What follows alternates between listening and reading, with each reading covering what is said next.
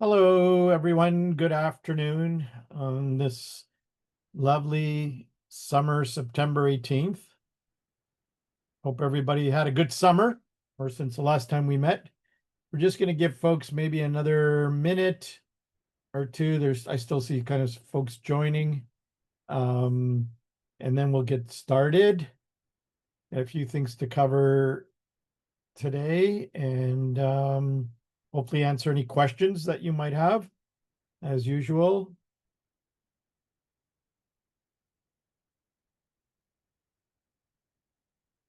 I'm assuming you can all see the presentation screen and you can hear me because nobody said your lips are moving, but can't hear you.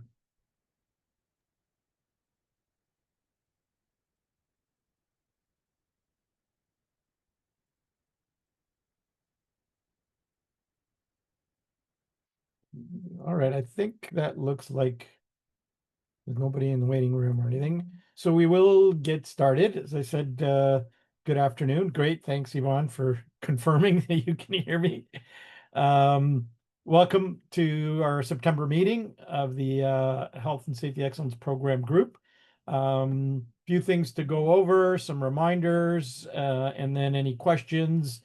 As you know, they came back from strike, which shut down basically the at the WSIB end, the excellence program and validations, and they've now getting back to kind of the routine and done from what I've seen a good job of catching up on the backlog of validations. Basically, they assigned everybody that was available to validations. So we've been getting our topics validated and action plan closing, and they also made sure that the rebate cycle wasn't interrupted. So there's a few things from our last meeting I want to share with the last provider meeting. I want to share with you as well, but nothing radically new as per the program, right?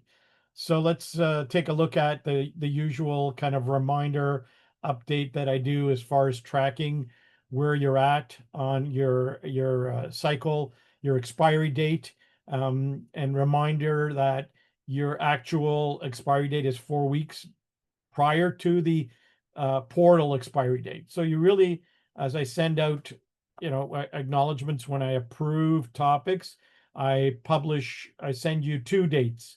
One date is the expiry date on the portal, and the other date is 4 weeks before that, which is the deadline for submission of all completed topics. All right. So you should be working towards that date as really, really your deadline date. Right. And that gives us time to sort out any issues with any of the submissions, any topics. Right. So that we can get them, go back and forth if we need to, get them in a state where hopefully they'll get validated as complete. Again, your uploads should be in packages.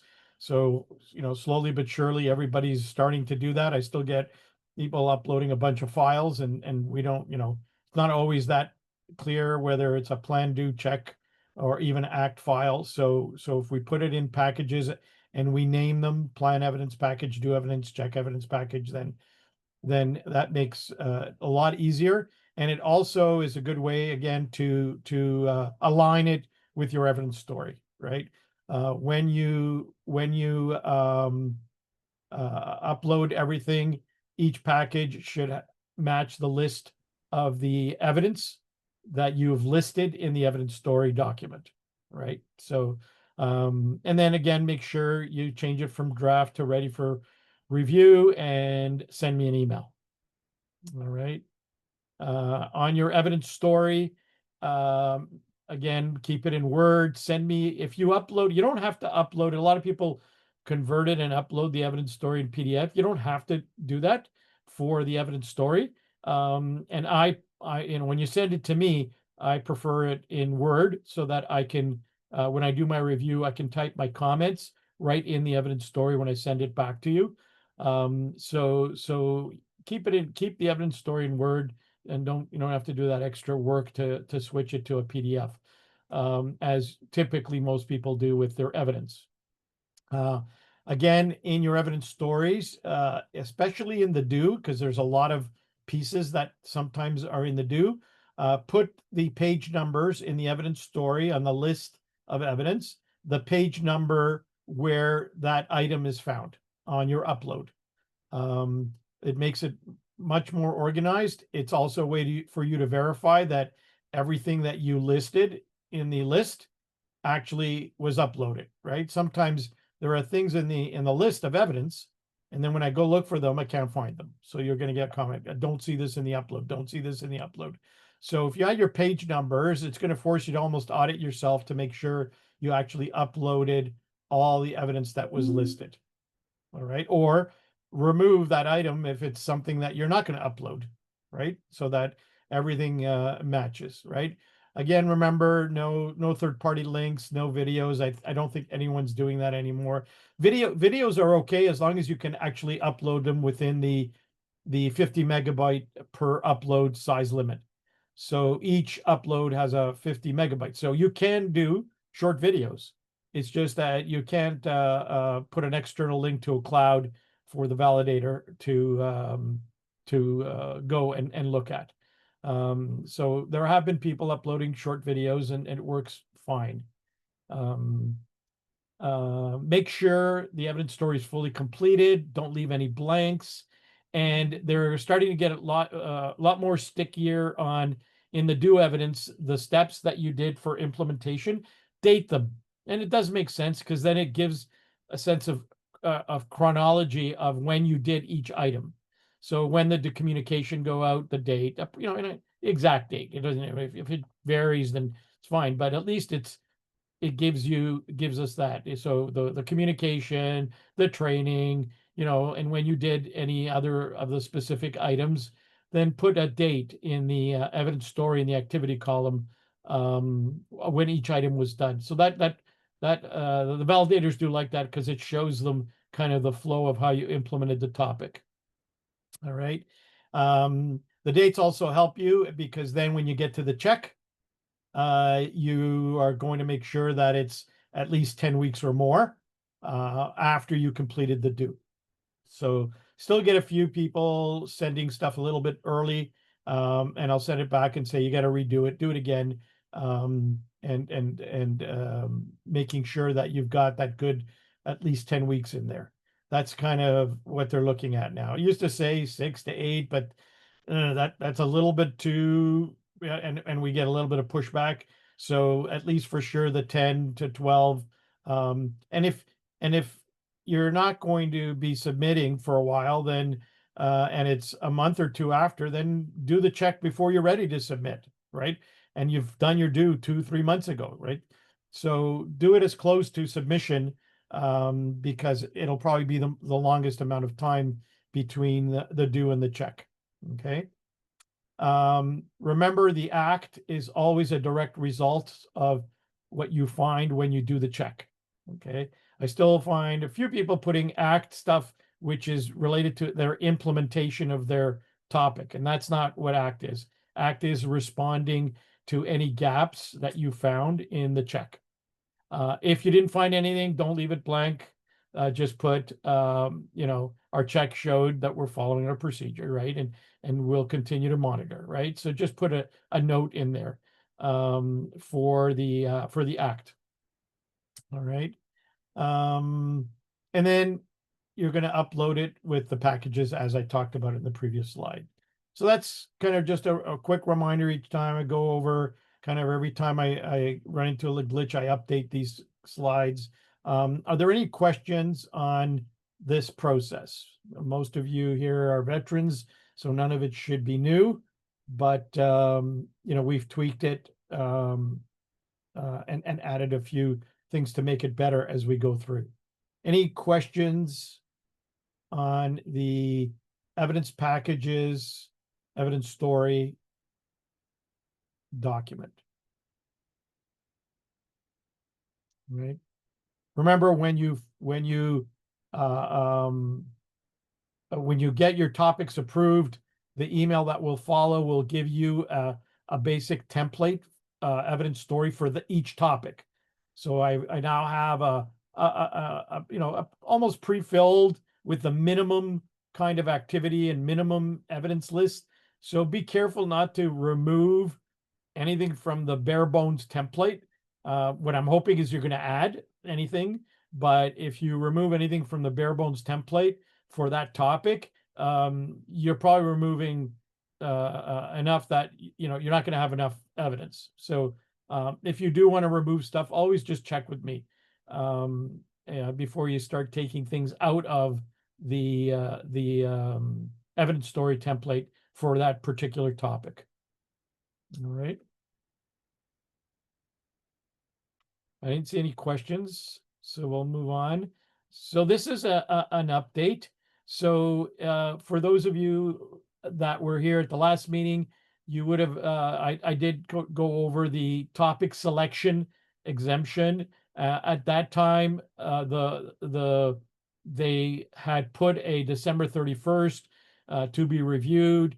At our last meeting, they announced that this will be now a permanent, this exemption will now, for small business, will now be a permanent part of the program. So they're just keeping it. And what it is basically, if you are on the portal, for temp agencies, that 99 is not a very good guideline for it does work for general industry, but what we go by is what is your classification on the portal. If you are a micro, small, or medium in the digital tool, right, that's the portal. At the time that we're doing topic selection, then you can choose any topic in the program, any of the 41 topics that you have not previously competed in the program, or if you're in core and ISO, right? So that is vastly different from anybody who is a large, right? Who cannot pick anything that they've developed no matter where. If you already have a approved standard, even if you didn't implement it, if you wrote the standard and it's kind of been generally approved, you can't pick that topic. If you've done it already, even outside of the excellence program before you joined, you can't pick that topic, right?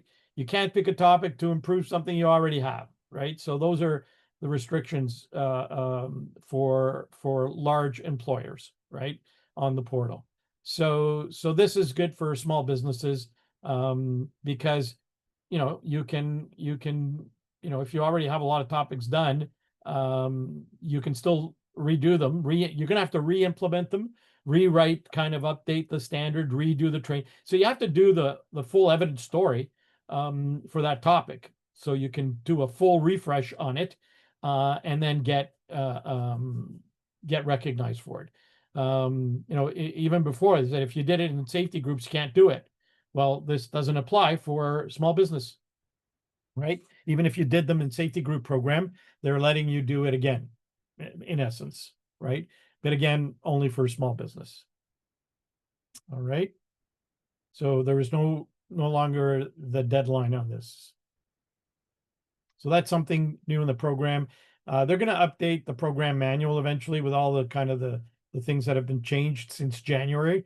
So this may not be obviously in the program. It's not going to be in the program manual right now, but now you know about it because I've just told you. All right. Any questions on this for topic selection? Still the restriction for large employers.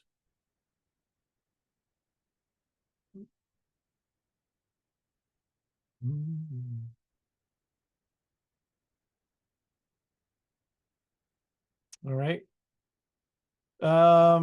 Again, we generally went over this last meeting. I just wanted to make sure because we do have a few new members. So welcome to those if this is your first meeting. That we want to make sure that your topics are implemented, and applied to basically all parts of your business, right? So to make sure that the standards outline how you're going to do the implementation, the who, what, when, where, and how, make sure that the topic and legal requirements are included, and it covers, as applicable to the topic, the branches, your full-time management and non-management, your placement workers, and your client sites. Okay. Anytime a topic may not apply to any of those, we should make that clear to the validator so that they're not going to be looking for extra evidence related to your client sites, because this particular topic is administrative, it's solely internally, and the clients may not have anything to do with it, or your full-time staff, especially controlled hazard, right? Full-time staff may not be exposed, so you're not going to be training them, right? And you're going to say that, right? You're going to be training the placement workers exposed to that hazard. That's, so it's always best if the standard that you're developing has like part one, here's how we apply it internally at our offices and for our staff. And for the same topic, part two, here's how it applies to our placement workers and client sites, right? So that it's very clear how you're implementing it for the whole operation, right? And it will vary a little bit, from topic to topic. And there'll be sometimes more emphasis on one of those groups versus others, depending on the topic, right? So, and when you have the implementation for each of those, you'll have corresponding evidence. So here's the evidence that relates to, training for our placement workers. Here's evidence relates to training for our full-time staff, right? So the evidence should also, address each of those requirements. Okay. And then when you do the check, obviously it's all the requirements of your standard. So if your standard included requirements for, placement workers branches, that's what you're auditing. All right. And then, as I said, act as how you're going to respond. So just to make sure you're covering all aspects. If I see a submission and it focuses on your full-time staff, and I know there is some level of application to placement workers and it's missing, I'm going to ask you, what do you do for placement workers for this topic? Can't do nothing. If it applies, it might be minor, but you can't ignore it because a validator is going to ask about it too. Right? Any questions on that to make sure we cover everybody that's impacted or has a role within each of the topics?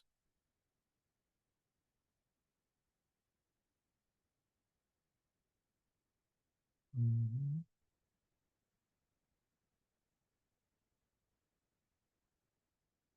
All right. So this is something they talked about at our last meeting and also sent out. They sent us out like a little bit of an update to providers update, and then they put all kinds of notes, reminders. And so this was in our most recent one. And I actually spoke to, I had a short phone call with our program management consultant on just, catching up. And I actually asked them about this, and this is almost kind of a bit of a, I don't know if you call it a warning, but a heads up, because what you're seeing here is this whole issue between in the between the two requirements that apply to almost every topic pretty well, is how did you communicate and how did you train? All right. And they're not the same. And there's a number of things, published about the difference here. So what they're saying in general, this is not just at temp agencies, is that sending out a policy or procedure to employees to review and acknowledge that they have read it and understand it, that covers communication. Okay. And they said, this is their words, it does not count as training. So I didn't edit this. This is straight from the notice they sent us. They say training involves the acquisition of knowledge, skill, competency regarding specific topics a member is implementing as part of the health and safety excellence program. Any employees who have roles and responsibilities within a topic or a policy procedure get the training, right? So you only need to train the group that is affected, right? And they're asking us, providers should educate members on training methods, emphasize the importance of verifying employees have acquired the applicable knowledge, skill, competencies for the topic as part of the training. So I know that we have been getting away with the common practice that most of you have, where you send out the handbook and you collect an acknowledgement page. And we have been getting away with that as training. right? How long we're going to get away with that as training, I couldn't tell you, right? Um, so my advice is that if you're doing a specific topic, you can send the handbook. You can get the acknowledgement. You still do that because that's going to be communication.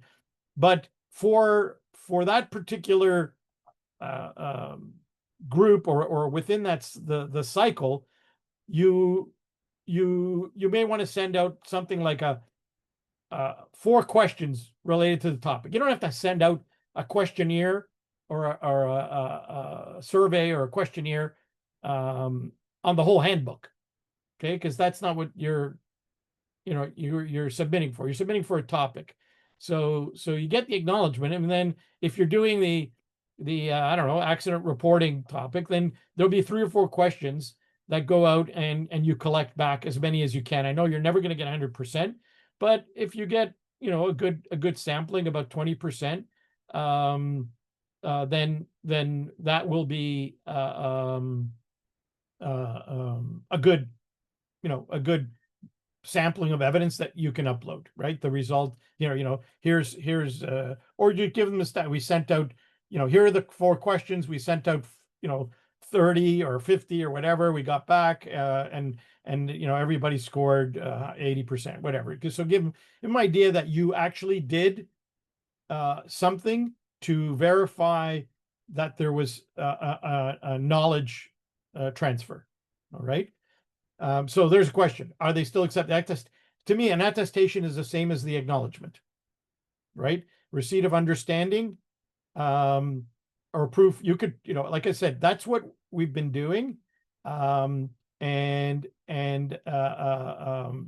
This is saying that technically is not going to qualify as training, right?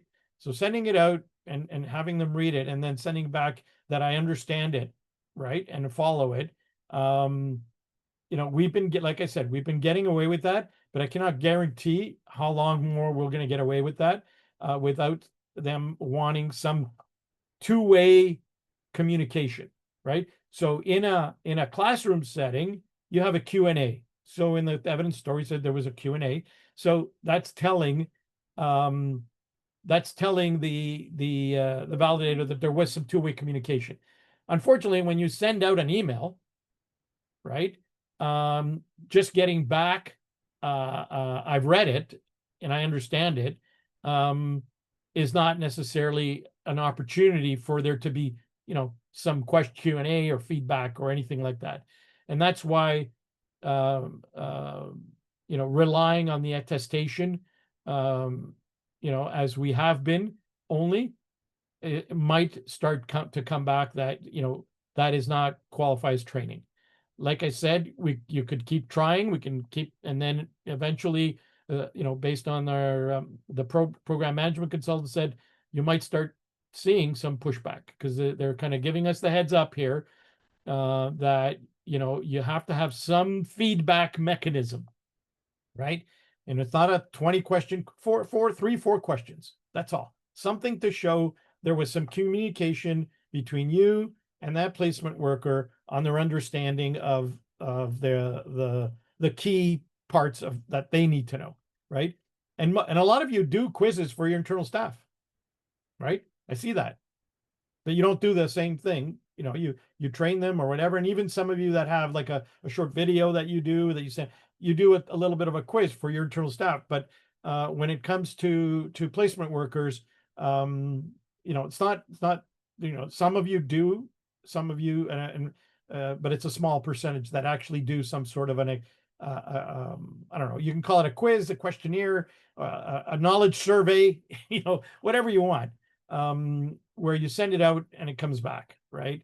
Or if you have an internal system that you can use for that, some software application that goes out and comes back, right? And then obviously if they get a question wrong, then someone should call them and say, this was wrong, or acknowledge in an email that, what the correct answer is, right? So all I'm saying is this is what came out, and that receipt approach that we've been using may not fly as we move forward. So it would be a good idea to get in the habit of having some sort of a getting some sort of a quiz back from the placement workers as you're doing their orientation, right? And if you're doing, just like I say, it's not for the whole handbook. You might want, eventually you might want to do 1 or 2 3 questions for the key items in a handbook, but for purposes right now, instead, if you're not doing anything, at least for the topic in that handbook that you are working on, you'll want to do something. Will be my suggestion. That way you're not running the risk of it coming back with an AR, right?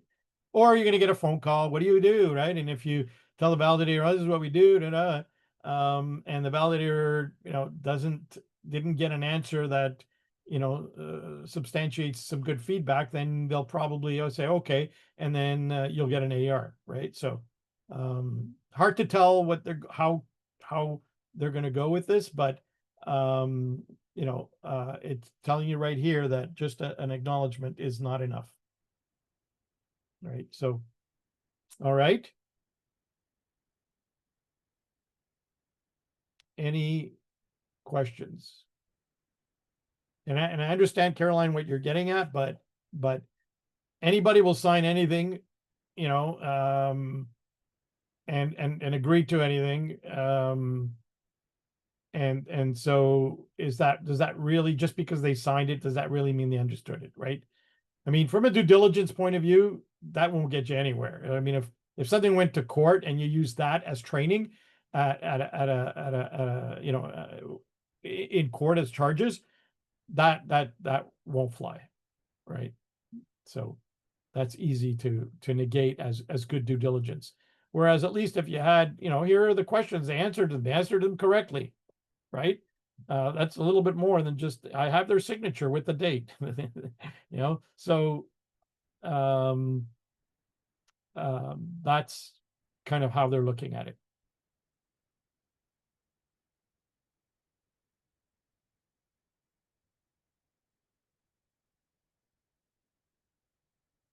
Yeah. So I mean, you're right. So they're in essence, they are, I don't know if they're moving the goalpost, but they're enforcing the existing one, because this isn't really a new thing. It's just trying to make sure people understand the difference and what the expectations are for communication versus training, right? So even if you're in an action plan, you can still send out, if you've already kind of done the like, because the attestations are still good because that's communication, right? So all you're going to do is just send out 3 or 4 questions on the topic to a sampling of your placement workers that are affected by that topic, and submit that as evidence. I mean, if you've got 700 placement workers, you don't need 700 surveys coming back, or questionnaires, right? Or quizzes. So we don't need all 700. We just, a good 20% sample, something to show the validator that you did it, should be enough from an evidence point of view. All right.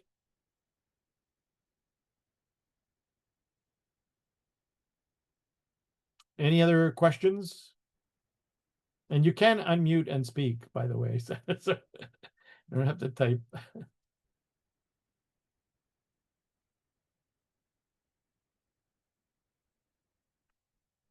All right.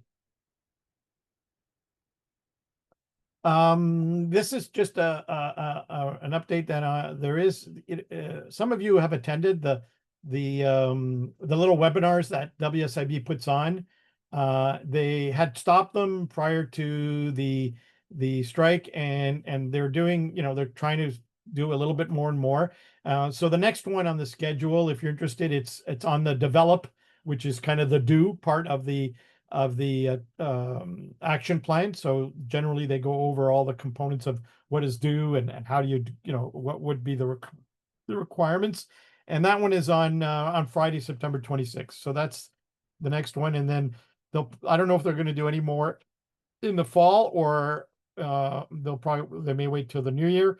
But when I get the dates, I'll forward them on to everybody. So if you're interested in sitting in on their webinars, you can do that.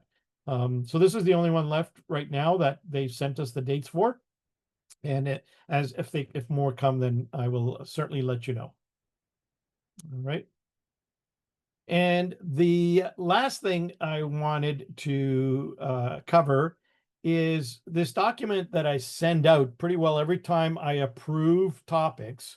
There's a number of documents that you get, and every cycle, when you start a new action plan, which is your group of topics, I send out a bunch of documents to you, and one of them includes this 365-day cycle completion requirement. And I wanted to review it because, again, a lot of people wait and are rushing at the last minute. You're 7 months in, and maybe you got one topic done, you've got 4 to squeeze in the rest of the action plan, right? So there's a way to avoid that, and that's follow something like this, right? So the process every cycle, when you start with, if you're new, you're going to pay your membership. If you're renewing, you're going to pay your membership, right? So that's always where the process starts. Then we if you're new, we get you all set up on the portal and all that. And if you're an existing, then we go right to topic selection, and we use a topic selection form. Okay. I always send out the latest version, so please don't keep and use the one from the previous year, because sometimes it gets updated. So the next thing, let's say, okay, you've paid, we're ready to do topic selection. We'll send out the topic selection form, you fill it in, and you return it to me. I go over it, make sure that it's what we had talked about, or that the topics make sense, or if I have any questions about topics or any recommendations, I'll either call you or we'll have a quick meeting just to talk about topic selection. Or if you want help before you even select the topics, then we can meet just to discuss topic selection. All right. Then what happens is I'll say, okay, good, go to the portal and select them on the portal. You'll select the topics on the portal. I'll go into the portal, I review them, make sure that everything matches as we talked about, and I approve it. That's when the clock starts. There is no clock until that day that I click approved on your topic selection. That's when you get the expiry date. And that'll be exactly 365 days from the day I click that approved. All right. As soon as I do that approval, I send you out an email with the evidence story templates and your topic packages. Your topic packages will be the evidence story template, a sample, standard, or procedure that you need to customize, because it's not going to be custom. It might have too much, too little for you, whatever. You must customize. It's better than starting with a blank page if you want to use it. You don't have to use it. Any sample forms that might go along with it. A sample to use a checklist as your check that you don't have to use, but it's a checklist, like a little mini audit for that topic. And all this is topic specific, right? For every single topic, right? And that will be what I call a topic package. So you'll get a topic package for every topic that you selected. And in that email, it would say that in 6 weeks, send me back a filled in draft of the evidence story. Okay. So that's going to have basically acknowledge to me the dates that you estimate doing, anything you're going to add for evidence, any updates you want to make, the kind of the process you plan on following for the next 8 months, 10 months, whatever it's going to take you to do that topic. That's all. You don't have to complete anything in the implementation. Just draft out, put in some future dates that you estimate you're going to have stuff done by. I'm not going to hold you to them.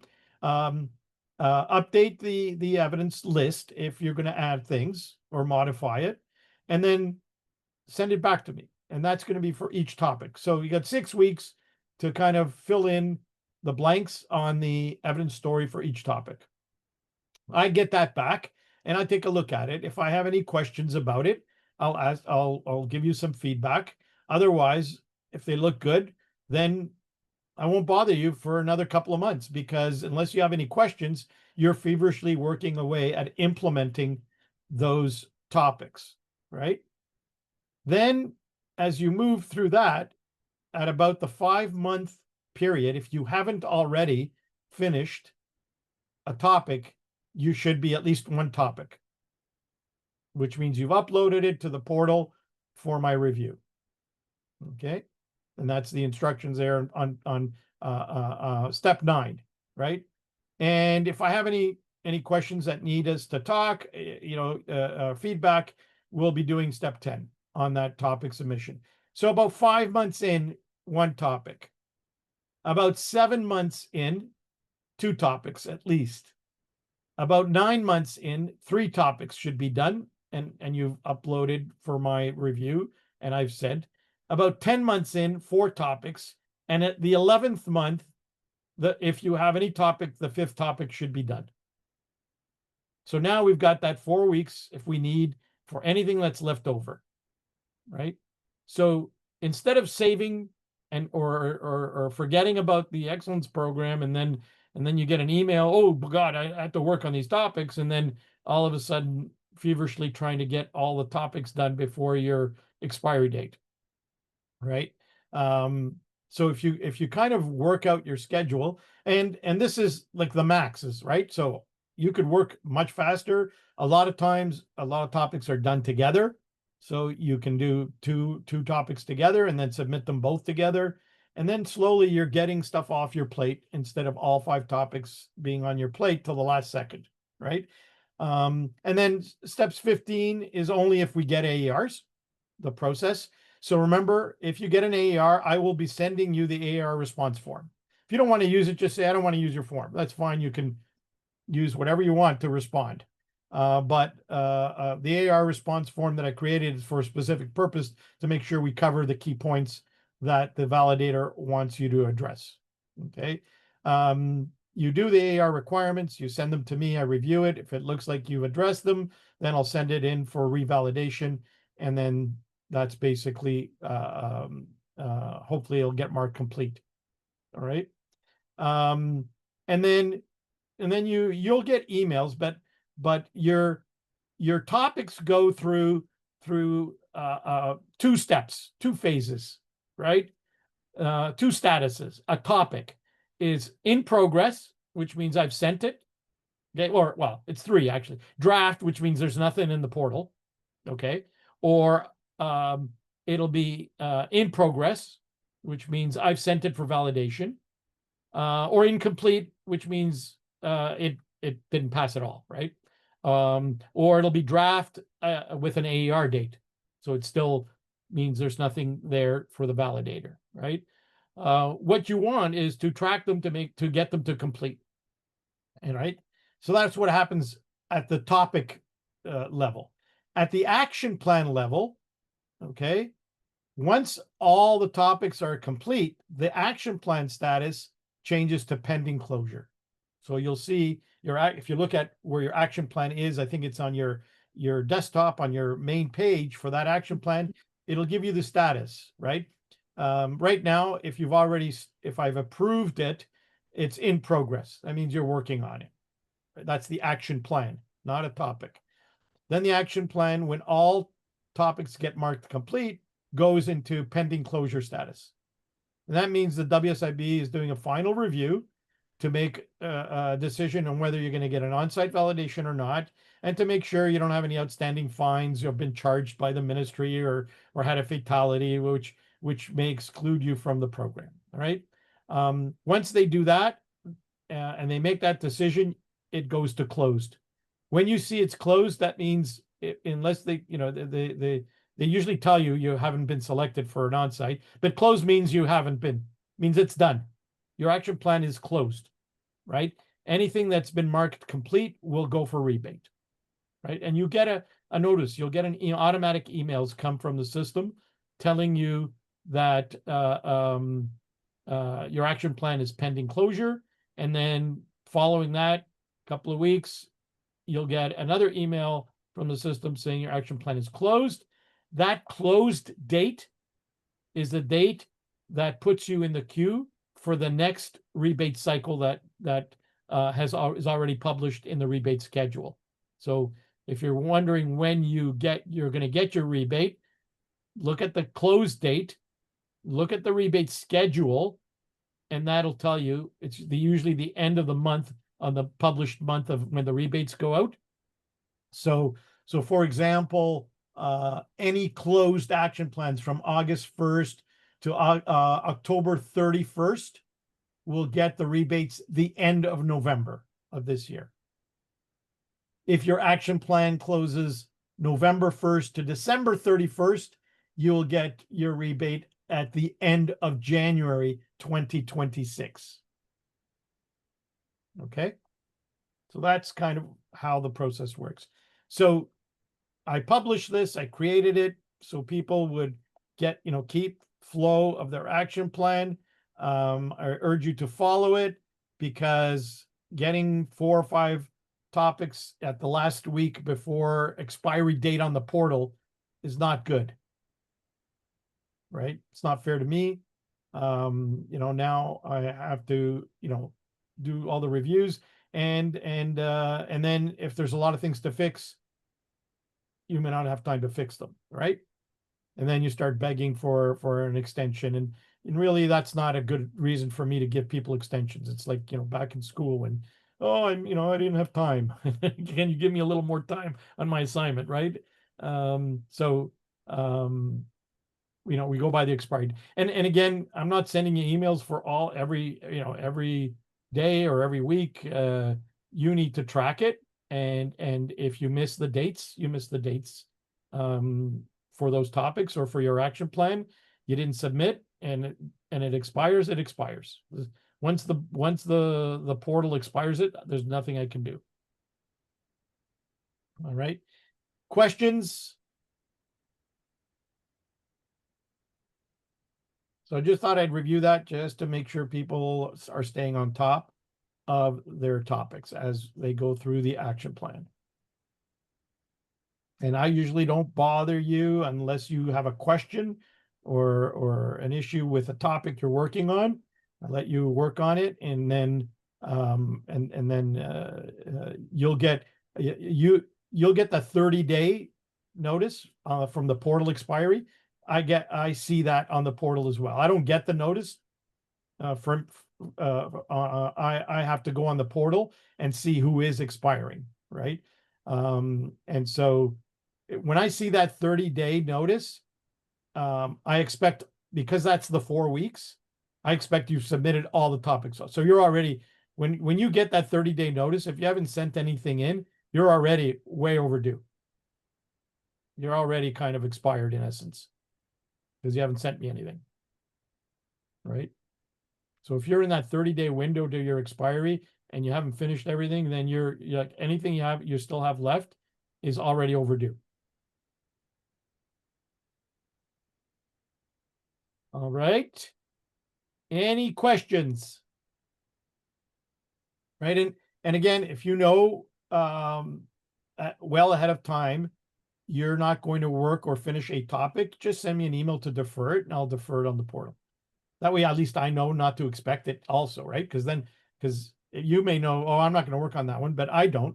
So here I am waiting, you've got 2 topics left, and, we got 6 days before, the expiry on the portal, and I'm still waiting, right? And in your mind, you've deferred them, but you haven't told me. So I don't know that. So all you got to do is let me know that you're deferring a topic, and I will defer it on the portal. You can't do it on the portal. I have to do it. Any questions? Any comments? Any suggestions? Any issues? Everybody's happy. Everybody's getting their money. I think the last rebates just went out the end of August. So some folks should be very happy they got some checks. All right. Let's take a look at next meeting date. Looking at probably the last one of the year will be in November. So let's look at November 20th. Same time, same channel, 1 p.m. We'll send out obviously notice.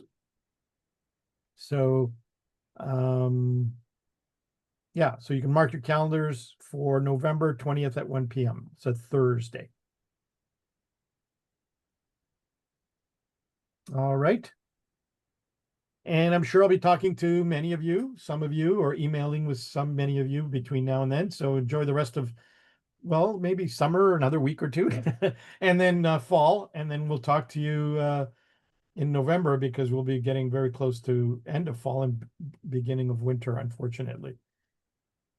All right. If you have anything that comes up, you do know where to find me. So please don't hesitate to shoot me an email. We can set up a meeting, a phone call, whatever you need. Let me know. All right. And on that note, if there aren't any questions, you're very welcome. And take care. Stay safe. Thanks, James. You're the best. Thank you. That's nice. All right. Take care, everybody.